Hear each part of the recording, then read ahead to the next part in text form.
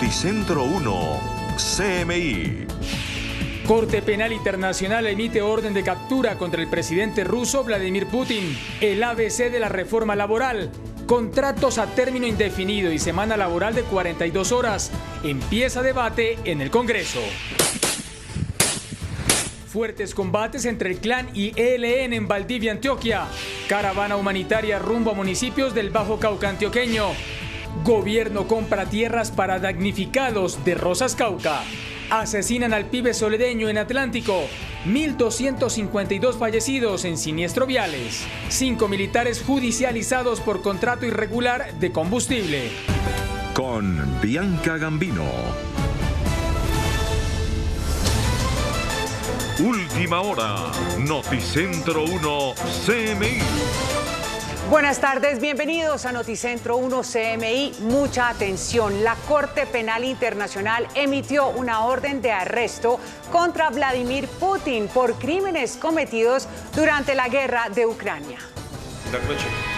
Acusando al presidente Vladimir Putin de ser presuntamente responsable del crimen de guerra de deportación ilegal de niños y del traslado ilegal de esta población vulnerable de áreas ocupadas de Ucrania a la Federación Rusa, la Corte Penal Internacional emitió una orden de arresto contra el mandatario y también en contra de María Lvova-Belova, comisionada presidencial de Rusia para los derechos del niño. The International Criminal Court has issued 2 warrants of arrest in the Ukraine situation.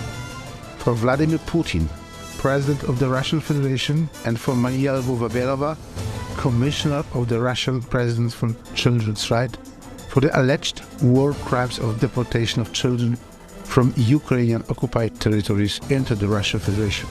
Para la Corte, hay motivos razonables para creer que Putin tiene responsabilidad penal individual por la deportación ilegal de niños y la transferencia ilegal de personas del territorio de Ucrania y por no ejercer un control adecuado sobre los subordinados civiles y militares que cometieron los actos o permitieron su comisión. This is an important moment in the process of justice before the ICC. The judges have reviewed the information and evidence submitted by the prosecutor and determined that there are credible allegations against these persons for the alleged crimes. The ICC is doing its part of work. As a court of law, the judges issued arrest warrants. Their execution depends on international cooperation. El presidente de la Corte hace esta advertencia debido a que dependerá de la comunidad internacional hacer cumplir estas órdenes de arresto porque el tribunal no tiene una fuerza policial propia para hacer cumplir las órdenes.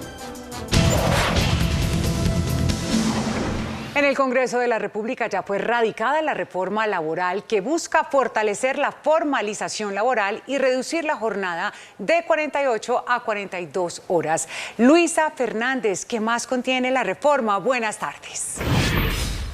Blanca, televidentes, muy buenas tardes. Pues hay 5 puntos de la reforma que son importantes y serían la base de lo que fue radicado o del documento que fue radicado en horas de la noche del día de ayer en el Congreso de la República por parte del Gobierno Nacional, encabezado o liderado por la ministra de Trabajo, Gloria Inés Ramírez. El primer punto, contratación laboral.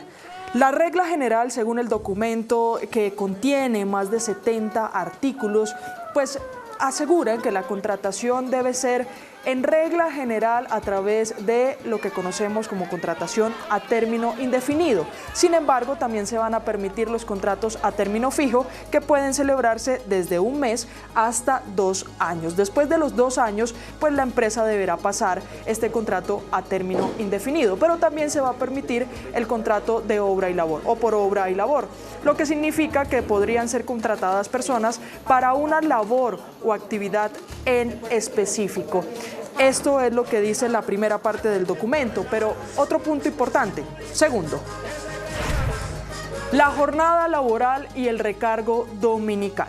Importante, la jornada laboral, como usted ya lo había dicho, Bianca, se reduce de 48 a 42 horas a la semana, es decir, entre empleador y empleado pueden discutir y debatir para llegar a un acuerdo si se trabajan 8 horas al día, 5 días de la semana o 7 horas al día, 6 días a la semana contando el día sábado.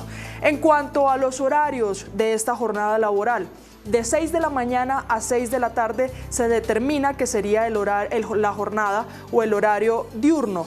De 6 de la tarde a 6 de la mañana iniciará el pago del recargo nocturno en todos los ambientes laborales, entendiendo que hay algunas excepciones donde empleador y trabajador pueden llegar a un acuerdo en cuanto a las horas trabajadas al día y en los horarios. Pero también aquí cabe resaltar lo que son los recargos dominicales o festivos, y es que pasarán las empresas de pagar de un 75% adicional al salario diario que recibe una persona a pagar el 100% del adicional de ese salario diario cuando el trabajador realice actividades o trabaje los días domingos o los días festivos. Tercer punto importante: lo que es el trabajo en plataformas digitales. Mire, en este punto concuerdan todos los participantes de la mesa de concertación que se realizó en el Ministerio de Trabajo, tanto empresarios como centrales obreras y también el mismo Ministerio de Trabajo que está en representación del Gobierno Nacional.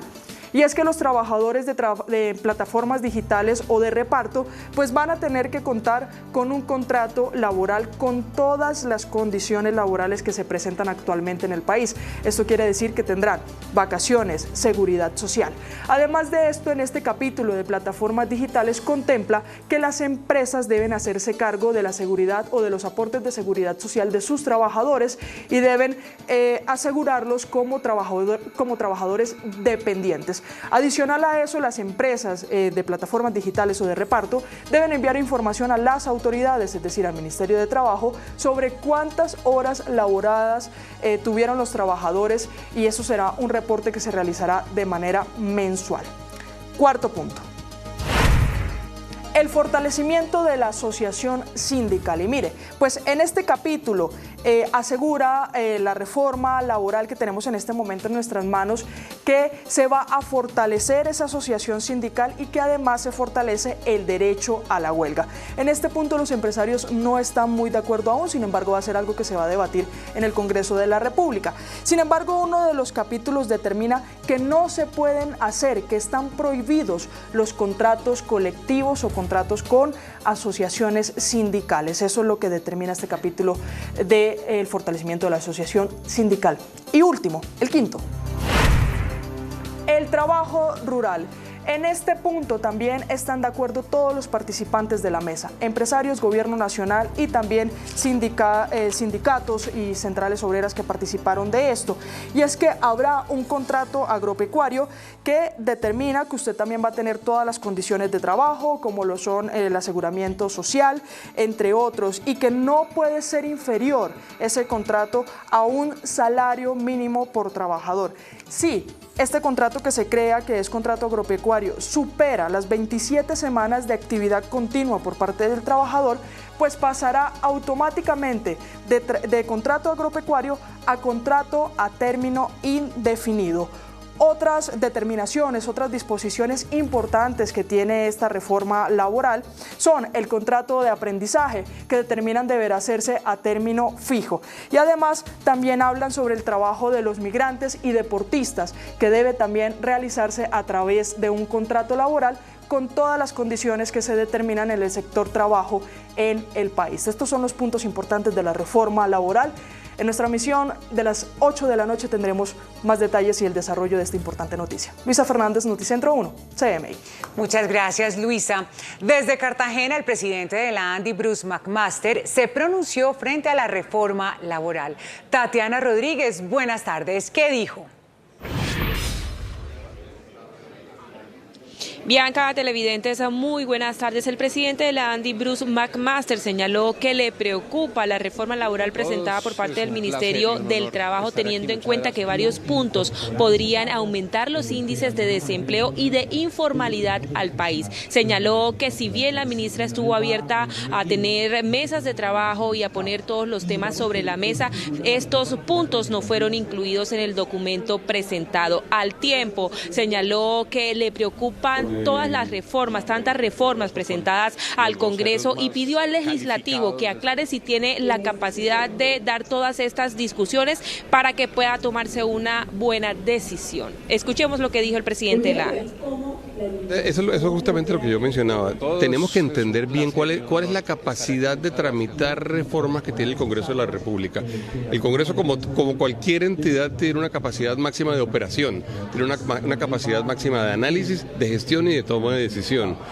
A mí me preocupa que estemos llegando eventualmente a generarle una congestión tal al Congreso que lo vayamos eventualmente a llevar a tomar decisiones apresuradas, decisiones sin análisis y decisiones en donde no entendamos cuáles son las consecuencias para el país. Además, señaló que le preocupa el futuro de las MIPYMES si se pretende acabar con la tercerización, teniendo en cuenta que estas empresas utilizan esta figura. Pero ahora es toda la información. Nosotros más adelante ampliación de esta noticia. Gracias, Tatiana. En Antioquia denuncian un enfrentamiento entre grupos armados en límites del Bajo Cauca y el norte de Antioquia. Por ahora se confirma 2 personas muertas. Hernán Muñoz con el reporte. Buenas tardes.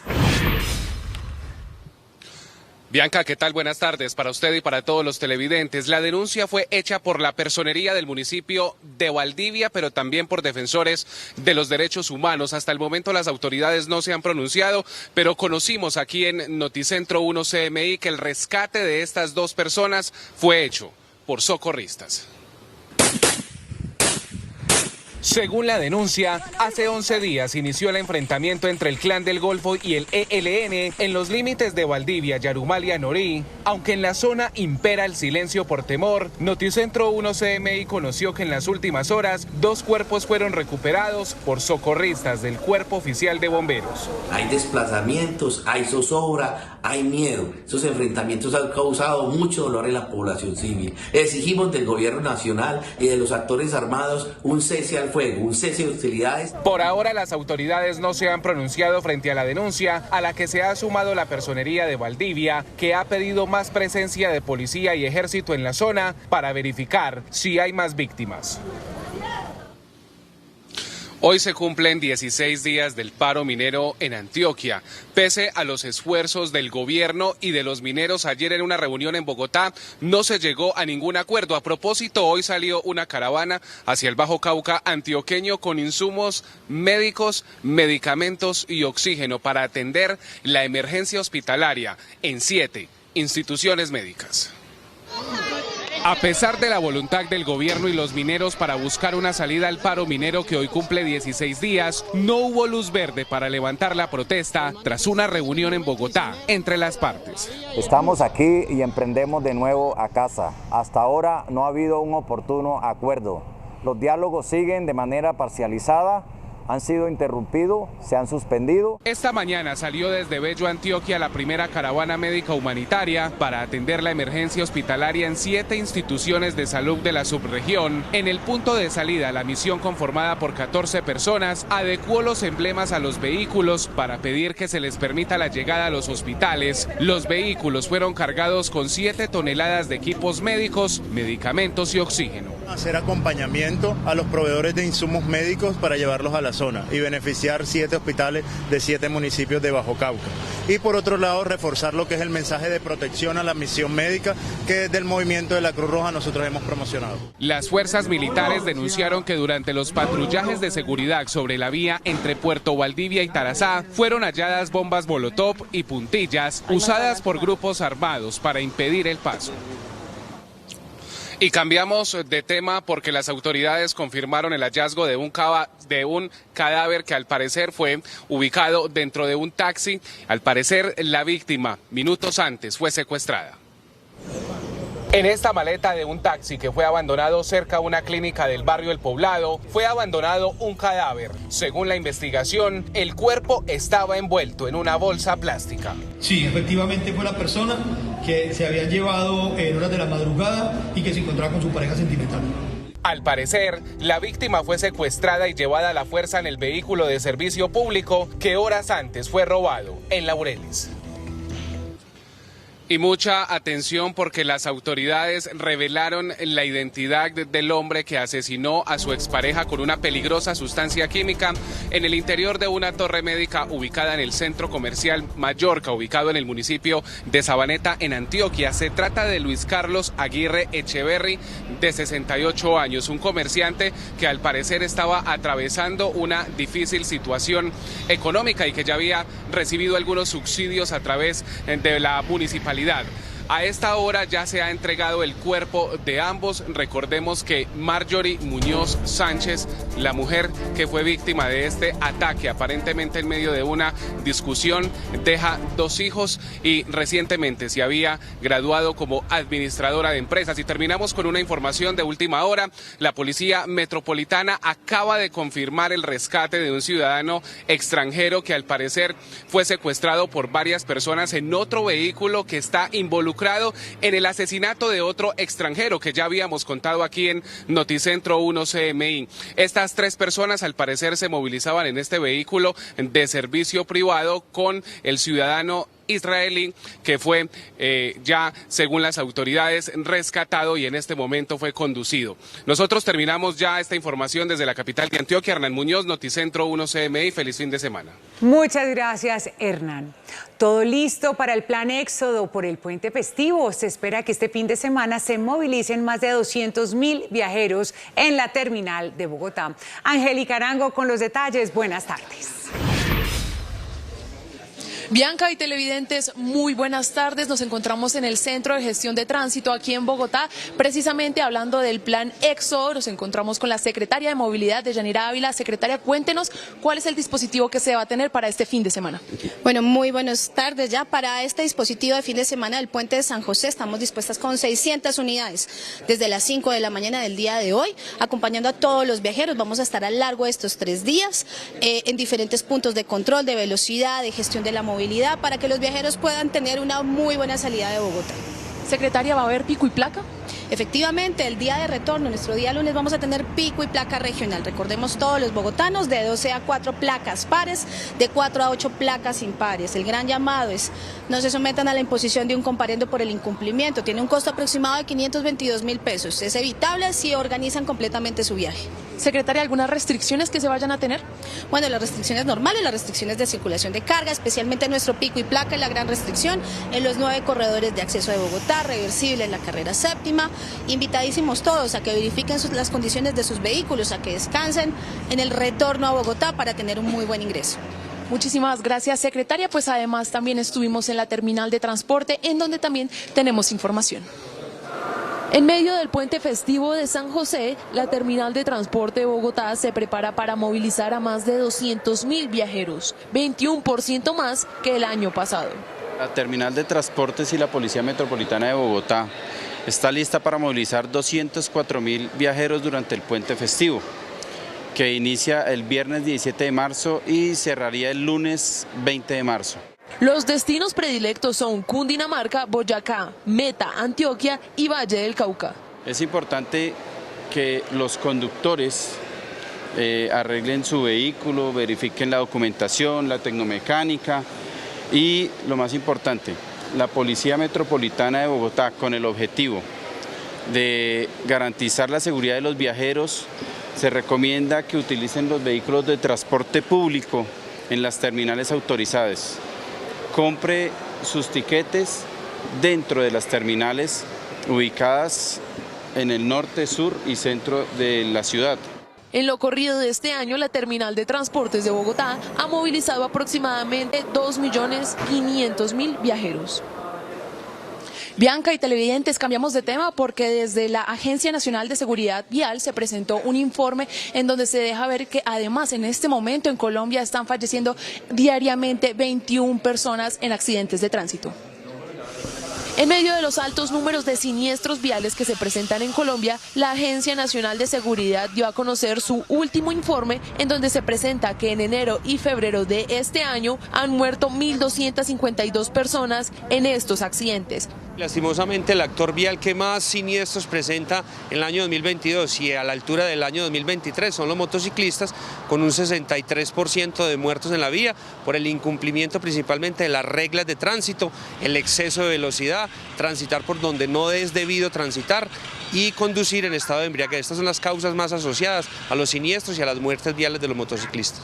En estos 2 meses, en comparación al año pasado, se ha presentado un aumento del 10,22% de las fatalidades. Además, se ha corroborado que los fines de semana son los días en los que más se presentan estos casos. Precisamente por esto se recomienda tener especial cuidado y precaución este fin de semana festivo.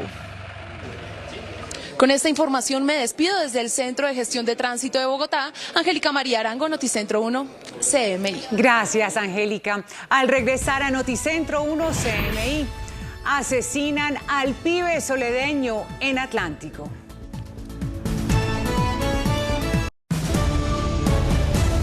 Seguimos en Noticentro 1 CMI. El Gobierno Nacional avanza en la compra de tierras para damnificados por las lluvias en Rosas, Cauca. Gerardo Aristizábal con la información. Buenas tardes.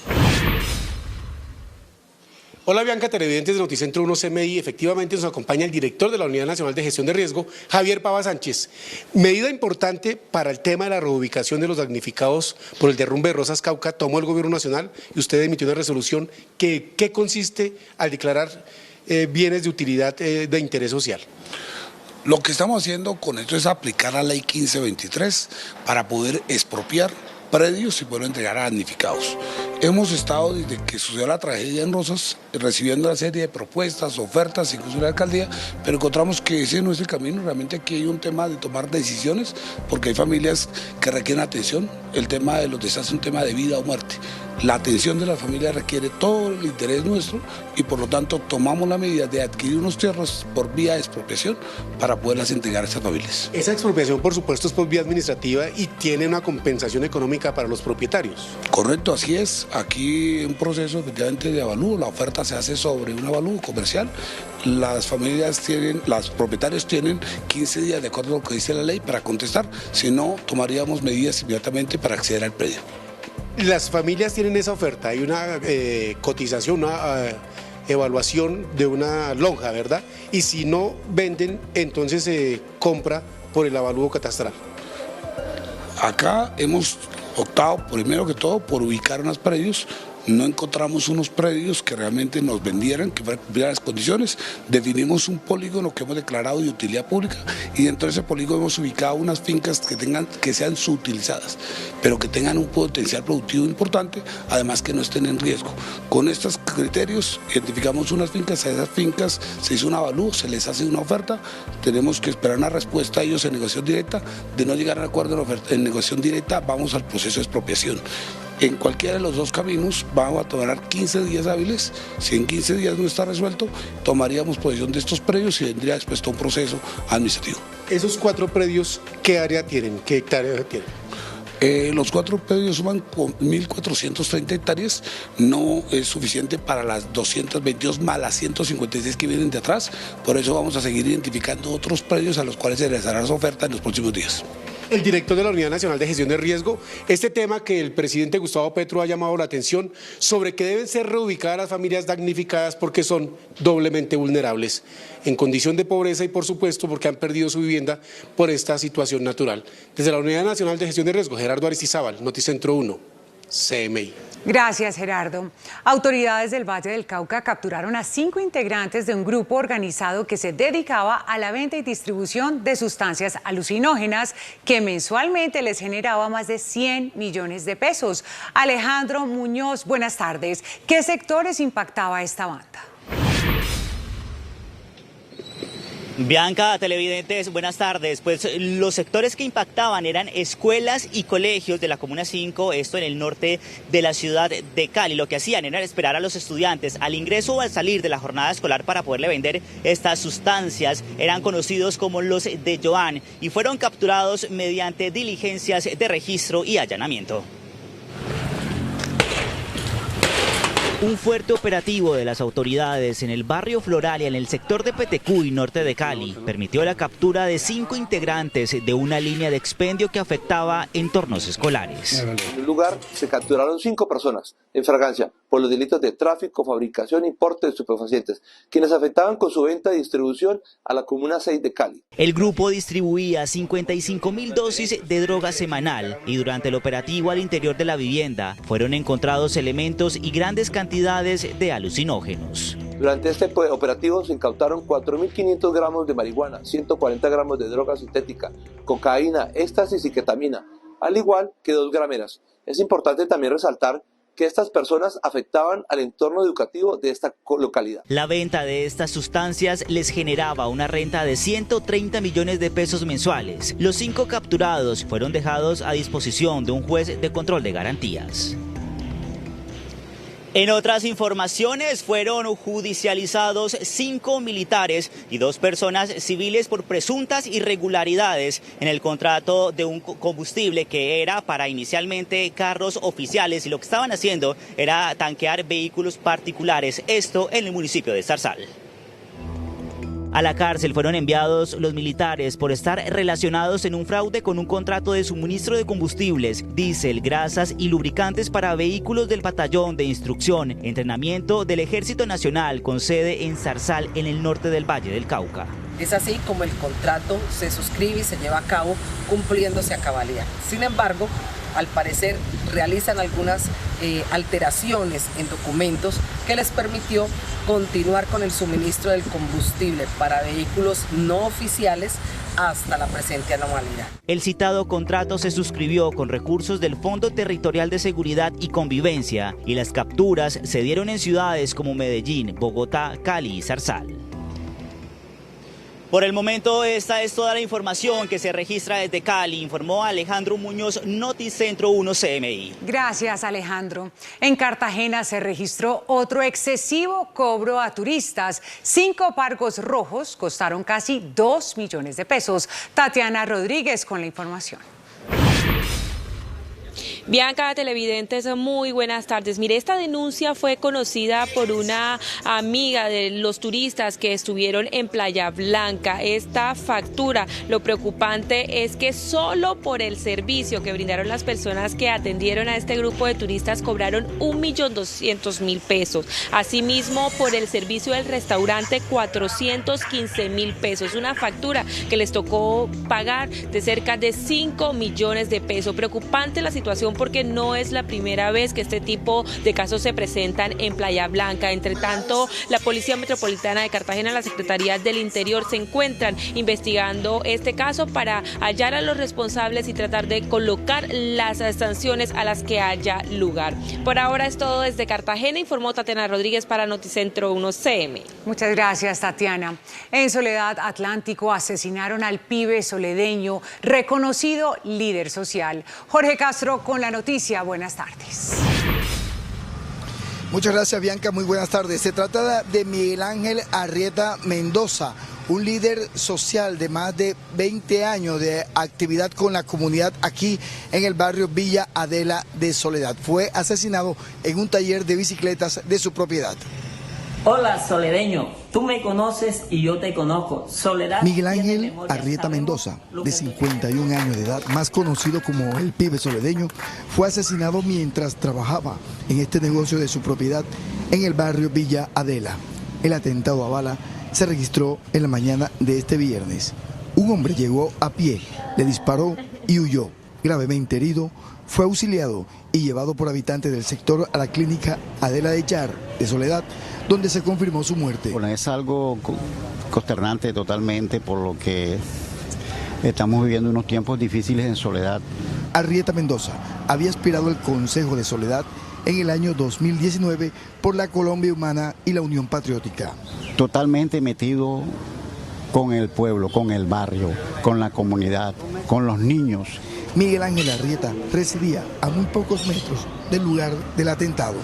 Y hay controversia en la capital del Atlántico por la decisión de un juez de proferir medidas no privativas de la libertad contra un hombre señalado de ser coordinador de apropiación de tierras por parte de la banda criminal Los Costeños. La decisión judicial del juez en Barranquilla que favoreció a Omar Ladino, capturado por la Dijín como presunto dinamizador en el despojo de tierras en favor de la banda criminal Los Costeños, originó la ira del alcalde Jaime Pumarejo. Reclamó el mandatario un eficiente funcionamiento del sistema judicial en esta sección del país, agobiada por el accionar de las bandas criminales. Queremos que se revise ese caso y queremos que se revisen muchos más, pero no partiendo de la base de que el juez actuó mal. Algo anda mal en el sistema judicial, dijo el alcalde. Si hubo un mal funcionamiento de una de esas patas de la justicia, pues que se corrija, pero no podemos quedarnos echando las culpas. Manifestó el alcalde que hay que revisar qué está fallando y le pidió a los jueces que si algo ocurrió mal en materia de la presentación del caso por parte de la Fiscalía, lo digan. Noticias desde Soledad Atlántico con Jorge Castro, Noticentro 1, CMI. Fuerte caída de las acciones de Credit Suisse pese al rescate de 54.000 millones de dólares del Banco Nacional Suizo.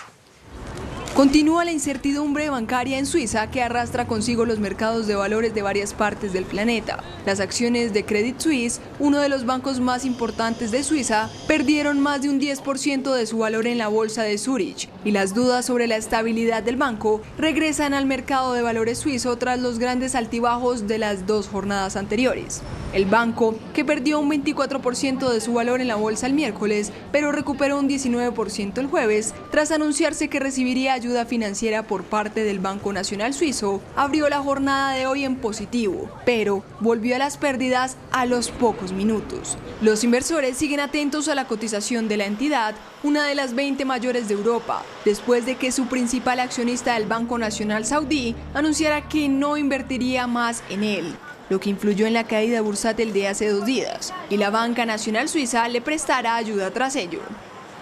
El rescate de 30.000 millones de dólares no fue suficiente para salvar la cotización del First Republic Bank en Wall Street tras la caída del 21% que afectó a la entidad financiera. La quiebra del Silicon Valley afectó a todo el sector financiero de los Estados Unidos. Una de las entidades más afectadas fue el First Republic. El banco especializado en dar servicio personalizado a través de sus oficinas sufrió un debacle económico con la reapertura del mercado tras la crisis financiera.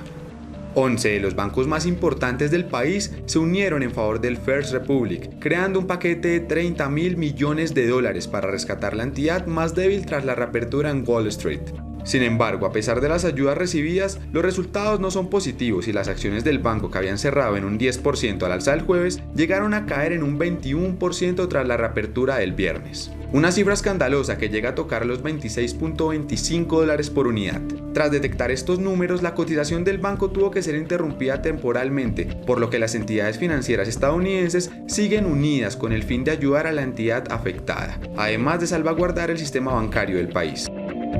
La oposición francesa presentó una moción de censura contra el presidente Emmanuel Macron tras el decreto que impone la reforma de pensiones. Esto ha generado que continúe la tensión y las violentas protestas en la capital francesa. El partido Liot presentó una moción de censura contra el gobierno de Emmanuel Macron.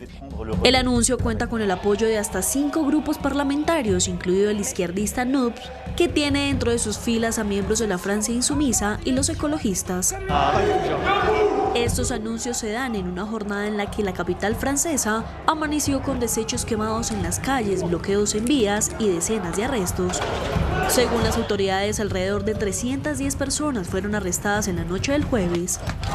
Esta tensión se da en el país luego de que Macron aprobara por decreto la reforma a las pensiones con la activación del artículo 49.3 de la Constitución.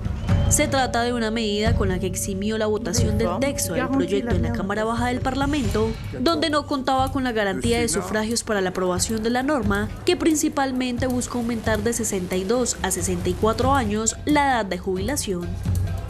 Colombia, Argentina y México tienen las jornadas laborales más largas de la región. América Latina es una de las regiones donde más horas se trabajan al año en el mundo, según la OCDE. Colombia encabeza la lista de los países de la región que más horas trabajan, con 2.304 horas al año y 48 en promedio a la semana. Sin embargo, laborar más horas a la semana no es sinónimo de productividad, pues hay países que trabajan menos tiempo a la semana, pero contribuyen en mayor porcentaje al Producto Interno Bruto.